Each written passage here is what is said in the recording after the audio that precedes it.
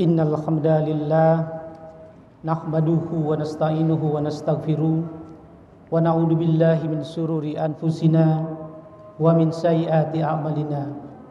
May yahdihillahu fala mudilla lahu wa may yudlil fala hadiyalah. Asyhadu an la ilaha illallah wahdahu la syarikalah wa asyhadu anna Muhammadan abduhu wa rasuluh. Qala Allahu ta'ala fil Qur'anil Karim, a'udzu billahi minasy syaithanir rajim. Bismillahirrahmanirrahim. Laqad ja'akum rasulun min anfusikum azizun 'alaihi ma anittum harisun 'alaikum bil mu'minina raufur rahim. Shadaqallahul azim. Jamaah sidang Jumat yang dimuliakan Allah, puji dan syukur seraya kita panjatkan ke Ilahi Rabbi yang telah memberikan kepada kita rahmat, taufik, hidayah sehingga kita bisa melaksanakan ibadah salat Jumat. Salawat bertangkai salam terlimpah curah kepada junjungan kita Nabi besar Muhammad sallallahu alaihi wasallam, para keluarganya, para sahabatnya, tabi'in tabi'at, dan insyaallah kita para penganutnya yang setia sampai akhir zaman. Melalui rasa syukur yang kita realisasikan dalam jiwa, kita berharap Allah Subhanahu wa ta'ala memberikan petunjuk ke jalan yang diridhoi, dan melalui sholawat yang kita ucapkan serta sunnah Nabi yang kita jalankan, semoga kita mendapatkan syafaat dari Rasulullah Sallallahu Alaihi Wasallam. Khatib berwasiat kepada diri sendiri dan juga para jamaah, mudah-mudahan kita senantiasa bertakwa kepada Allah dengan sebenar-benarnya takwa, dan semoga kita menjadi orang yang istiqomah sampai akhir hayat nanti. Segala perintah Allah pasti baik kita kerjakan, dan segala larangan pasti harus kita tinggalkan. Karena Allah Subhanahu wa ta'ala maha baik, dan hidup sesuai dengan aturan Allah adalah merupakan sebuah kebaikan. Oleh karena itu, janganlah kita bermaksiat kepada Allah dengan melanggar seluruh aturannya, karena bermaksiat kepada Allah adalah sumber keburukan. Keburukan akibat bermaksiat yang dilakukan oleh manusia tidak saja berdampak kepada diri kita sendiri, tetapi juga akan berdampak kepada lingkungan, baik itu benda mati maupun benda hidup, batu, tanah, tumbuhan, dan apapun yang ada di lingkungan ini akan merasakannya. Allah berfirman dalam salah satu ayatnya, Zuharul fasadu fil barri wal bahri bima kasabat aydin nasi liyudhiqahum ba'dzallazi amilu la'allahum yarji'un. Telah nampak kerusakan di darat dan di laut disebabkan karena perbuatan tangan manusia, supaya Allah merasakan kepada mereka sebahagian dari akhirat, dari akibat perbuatan mereka, agar mereka kembali ke jalan yang benar. Quran surat Ar-Rum ayat 41. Hadirin jamaah sidang Jumat yang dimuliakan Allah, mengutip tulisan Suparlan sebagai seorang direktur eksekutif Wahana Lingkungan Hidup, menyebutkan bahwa kerusakan lingkungan itu disebabkan oleh ulah manusia. Kerusakan lingkungan juga patut diduga disebabkan oleh negara yang lebih mementingkan kepentingan para pemilik modal dibanding lingkungan hidup maupun kepentingan masyarakat.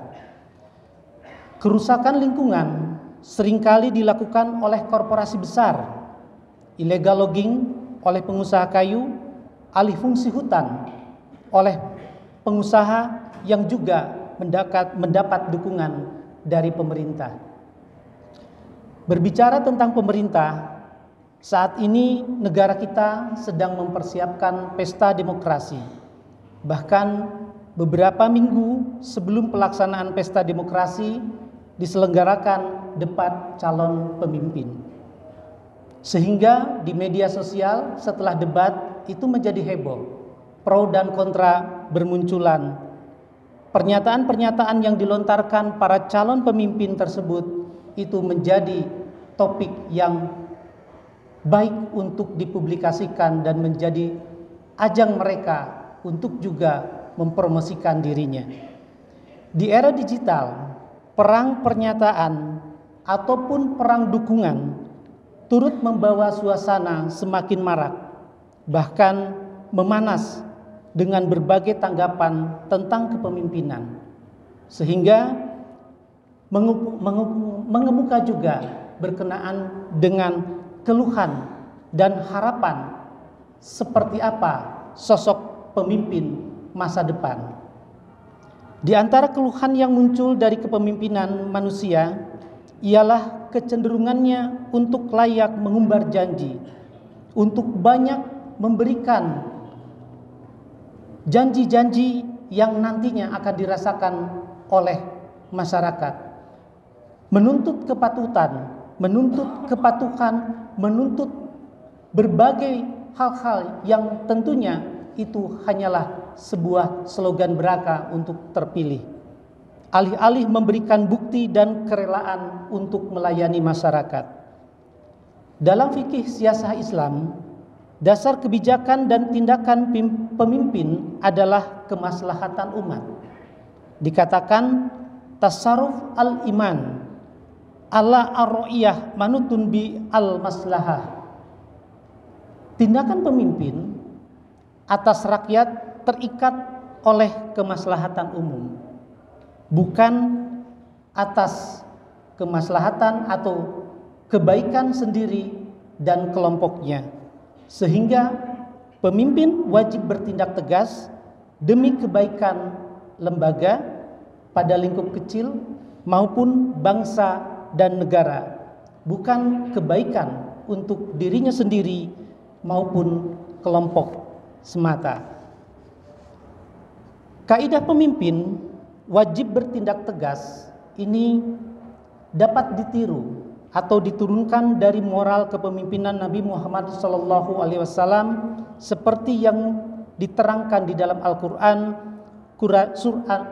surat At-Taubah ayat 128, sebagaimana tadi di awal khutbah khatib bacakan. Laqad ja'akum rasulun min anfusikum azizun alaihi ma'anittum harisun alaikum bil mu'minina ra'ufur rahim. Sungguh telah datang kepadamu seorang rasul dan dari kaummu sendiri. Berat terasa olehnya penderitaanmu, sangat menginginkan keimanan dan keselamatan bagimu, amat belas kasihan lagi penyayang terhadap orang-orang mukmin. Dari ayat tersebut khatib menyimak ada 3 kata kunci moral kepemimpinan Rasulullah SAW. Yang pertama adalah azizin alaihi ma'anittum. Berat rasanya oleh Nabi dirasakan penderitaan orang lain. Kalau dalam bahasa modernnya disebutnya adalah sense of crisis, yaitu kepekaan atas kesulitan rakyat. Hal itu ditunjukkan dengan kemampuan berempati dan simpati kepada pihak yang kurang beruntung. Empati berarti kemampuan memahami dan merasakan kesulitan orang lain. Hal itu lantas didorong oleh simpati, yaitu dukungan baik moral maupun material untuk mengurangi penderitaan ataupun kesulitan orang lain. Kata yang kedua, moral kepemimpinan itu adalah harisun alaikum. Amat sangat berkeinginan agar orang lain aman sentosa, atau dalam bahasa modernnya disebut dengan sense of achievement, yaitu semangat menggebu-gebu agar masyarakat meraih kemajuan. Tugas pemimpin memang menumbuhkan harapan dan membuat peta jalan untuk ke arah sana. Yang ketiga adalah Raufur Rahim, pengasih dan penyayang. Allah Subhanahu wa taala memiliki sifat Maha Pengasih lagi Maha Penyayang. Rasulullah Shallallahu alaihi wasallam juga adalah seorang pengasih dan penyayang. Barakallahu li wa lakum.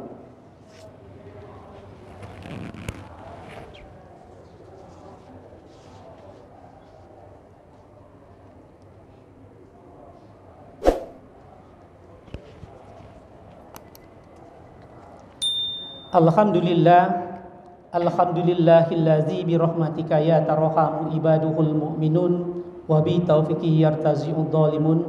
Asyhadu an la ilaha illallah wahdahu la syarikalah wa asyhadu anna Muhammadan abduhu wa rasuluhu uswatuna fi makarimil akhlaq.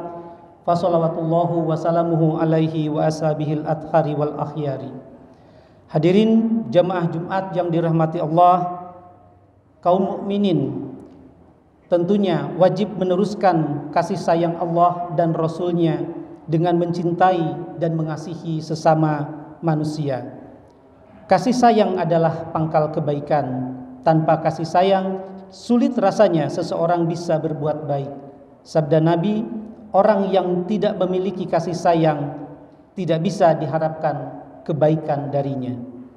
Menurut seorang intelektual muslim dari Suriah yang mengembangkan gagasan modernisasi Islam, yakni Rashid Ridho, 3 moral yang tadi disampaikan di dalam surat At-Taubah ayat 128 wajib hukumnya disematkan kepada para pemimpin, sebab tanpa ketiga moral itu seorang pemimpin tidak bisa bekerja untuk rakyat, tetapi demi kepentingan diri, keluarga, dan kelompoknya. Semoga kita dapat memilih pemimpin yang amanah, cerdas, dan bertanggung jawab, bukan pemimpin yang disukai karena uang atau bahkan selembar kaos yang cepat usang. Semoga Allah Subhanahu wa taala senantiasa memberikan bimbingan kepada kita untuk husnul khotimah. Rabbana atina fid dunya hasanah wa fil akhirati hasanah wa qina adzabannar. Rabbi auzidni an askura nikmatakal lati an'amta alayya wa ala walidayya wa an amal solihan tardahu wa adkhilni bi rahmatika ibadikas solihin. Rabbana atina miladunka rahmatan wa hailana min amrina rusada. Rabbana hablana min azwajina wa dzurriyyatina qurrata ayuni waj'alna lil muttaqina imama. Aqulu qouli hadza wa astaghfirullah li wa lakum. Aqimus shalah.